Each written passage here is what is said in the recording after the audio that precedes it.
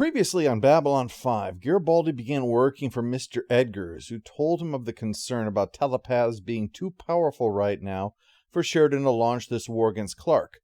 So Garibaldi has to bring Sheridan in to try to calm the little dictator down. Now back to the story. We kick off with Sheridan leading the latest assault against Earth Force, which they are winning, but the other side refuses to stand down and surrender, even though their death is certain. After the titles, as they keep smacking around Earth Force, Sheridan still wonders why these people are ready to die for Clark. We finally find out when one of them picks up the phone and explains they're not going to let Sheridan take their ships. See, they think they'll be executed if they surrender. By Sheridan, I mean, not by Clark, although Clark would very definitely execute them if they surrendered. He thinks that they'll all be slaughtered and the ships will be filled with Minbari to fight against them using Earth ships. Mackey, the captain who came over to Sheridan's side at Proxima 3, tells the guy what bullshit that is. So finally they surrender. And it's the day that keeps on giving. The Agamemnon, Sheridan's old ship, shows up because they want to come over to his side too. Boy, no way anything can go wrong today. No sirree. Meanwhile on Mars, Garibaldi tells Edgars that Sheridan's father's been picked up and has been brought to Mars. Now it's just a matter of getting word to Sheridan to come in for the ambush. Elsewhere on the planet, Dr. Franklin and Lita meet up with a resistance head, number 1, who isn't terribly pleased to learn that he's shown up with a telepath. But after she's made her unhappiness known, Franklin's like, okay, next time I'm going to definitely let you know that I'm bringing a telepath first. Oh, and by the way, I also have a couple of dozen more telepaths too. But these are in crates, so they really shouldn't count. Oh, be careful, we want to get the deposit back on those. While Sheridan is enjoying checking out his old command, Garibaldi calls up Marcus, who passes him over to the Agamemnon. Garibaldi says that Sheridan's father's been picked up, is on Mars, and he has people that can help break him out, but they need to talk to Sheridan face to face to know that they're not being set up. Yes, I believe they're called the Irony Gang. Captain, I don't think you should. If it were your father, what would you do? But he is my father, oh brother. Ivanova objects in the strongest possible terms. Well, I mean, she doesn't drop the F-bomb or anything, but she makes very clear she's not happy about this. But Sheridan's mind is made up, and he wants her to take over his role in the fleet. As he notes, it can only be humans in command positions. If they're being led by aliens, then it plays right into Clark's narrative, especially if it was someone like Delenn. People are probably still a little jumpy over the Minbari War, so having Minbari leading warships against Earth, that's not going to win over hearts and minds. The Allies didn't liberate conquered cities by goose-stepping into town, after all. Meanwhile, there's tension in the Resistance headquarters. To be fair, showing up with all those freezers without asking first is a bit presumptive, and I don't just mean the electric bill. If the survival of everything that you're fighting for depends upon the ability to keep secrets, bringing in a mind reader is naturally going to, well, be a little bit irritating. It's the kind of thing you should have at least asked about first. Remember, these people are rebelling against Earth domination. That's not the kind of mindset that says you can walk all over me. Lita explains what's not helping is that there are bloodhound units now, and not in the adorable floppy-eared kind of way. In the telepath scanning you without legal authority kind of way. Lita says to Franklin privately, this kind of thing typically only happens within the confines of the Psi Corps, telling of when a killer was targeting commercial telepaths, and when the local authorities didn't put a stop to it, the Psi Corps started just scanning anyone looking for leads. They found the murderer, and flooded his mind with such horrors he has to wear a straitjacket to avoid clawing his eyes out. You know, like anyone who watched Amazon's Utopia series. Lita fears that a war between telepaths and non-telepaths is inevitable, but Franklin says that once the issue with Clark is sorted, Sheridan can work on building bridges to resolve this problem. And on a completely unrelated note, number 1 shows up with a note saying Sheridan is walking into what everyone can see is a trap. But Sheridan heads down to Mars and meets with Garibaldi in a bar. What do you want me to do? You've already done it. You are going to quit smoking one way or another, John. Sheridan is then beaten up in a trippy scene while music plays, and news travels fast when it fits the agenda of your fascist overlord. By the time Ivanova arrives on the White Star flagship, ISN has already released the story of Sheridan's capture, assuring us that he's being properly treated, by which, of course, she means thoroughly tenderized. Garibaldi feels like a complete dick and doesn't share in Mr. Edgar's joy at the situation. In fact, he almost rages as he demands to know what the truth is now that he's proven his loyalty. Fortunately, he can handle the truth, so Edgar explains. As mentioned, Clark is on a course of self-destruction in his view. Even if they did nothing, he'd implode in a few years anyway. But the telepaths he gives power will never relinquish it. And it's not about having undesirables in charge, as Lita indicated.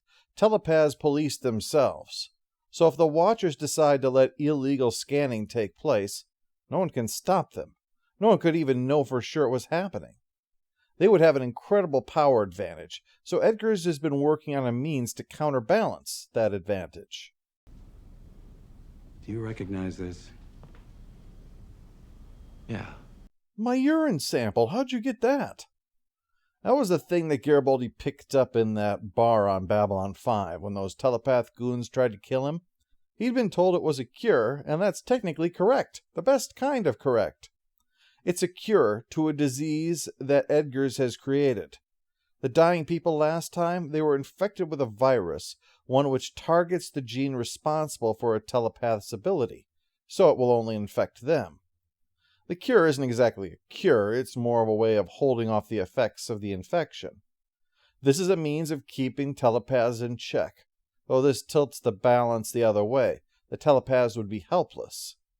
And because the telepaths are Clark's power base, remember way back in Season 1 there was a newspaper article about how the Psi Corps made the unprecedented move of endorsing Clark? Once they're under control, Clark can then be easily removed. Edgars projects 3 weeks after they start moving out the virus for the infection to be total, and then it'll all finally be handled.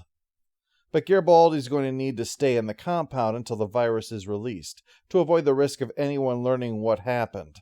Except...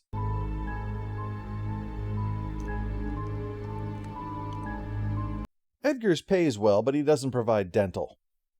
Breaking open the false molar activates a signal, a worrying sign, considering that the 2 telepaths that were on B5 in conflicts of interest, they also had false molars, which they used to prevent themselves being taken prisoner. Well, Garibaldi had made the demand, "I want the truth," and well, he's about to get the real truth.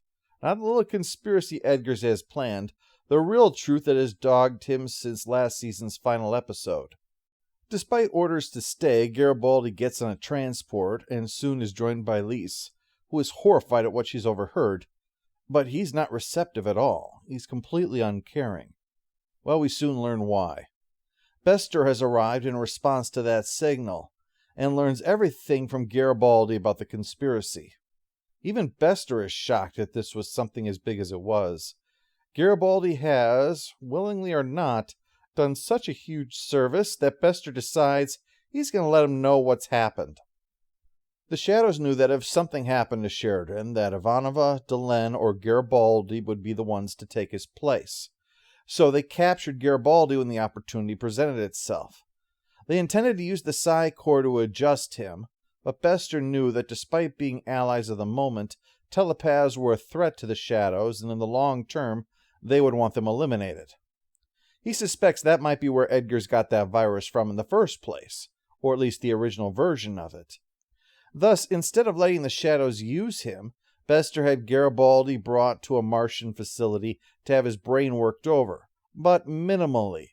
He didn't want Garibaldi changed because he needed to use his position and skills to help root out whatever the threat was that Bester had been hearing about.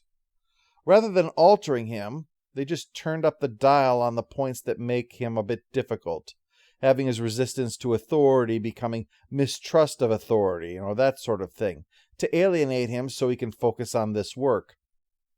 It worked better than expected, with Garibaldi deciding to quit rather than just working in isolation, making it easier in the end to wind up in the right place to join the conspiracy and get the dirt.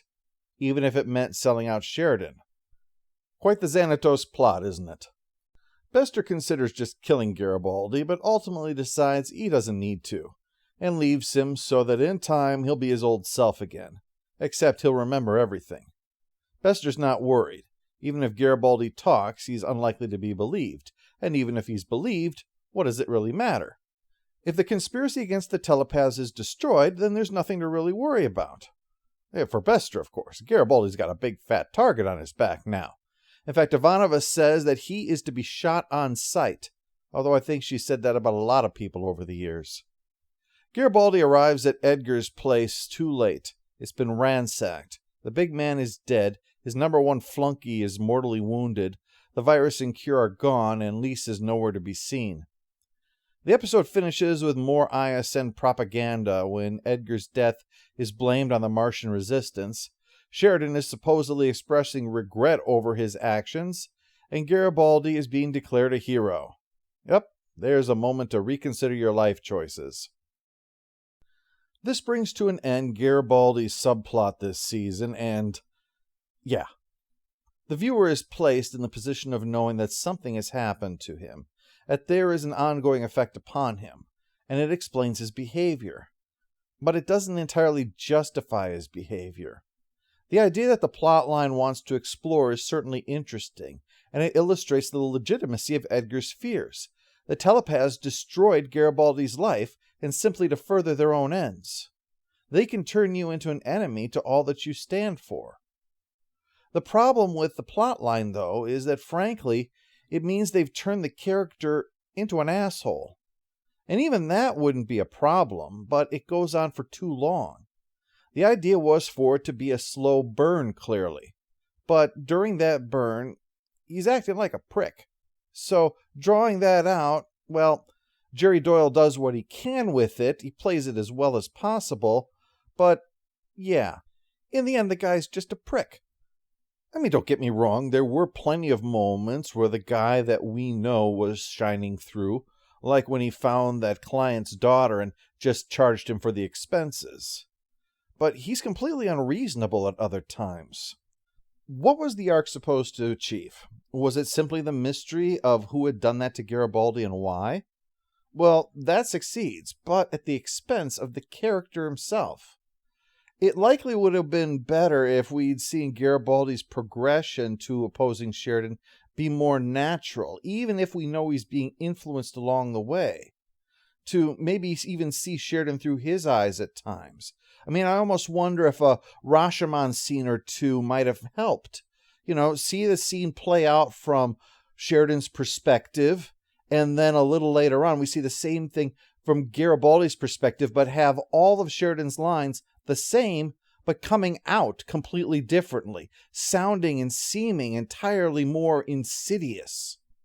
Then we can understand a bit better why he goes to the lengths that he does. As it is, he just seems to be irritated with Sheridan to the point that he just hates him irrationally. I mean, I'm understanding why that happened, but I'm saying the way that it comes across, it goes on for way too long presenting it that way. There's just not enough here to make me empathize with Garibaldi, so that now that this has been revealed, I want to see this chance for him to clear his name and make right what he has, even beyond his ability, done wrong. I know it was intending to do some really original stuff here, but I think the story was a bit too clever for its own good.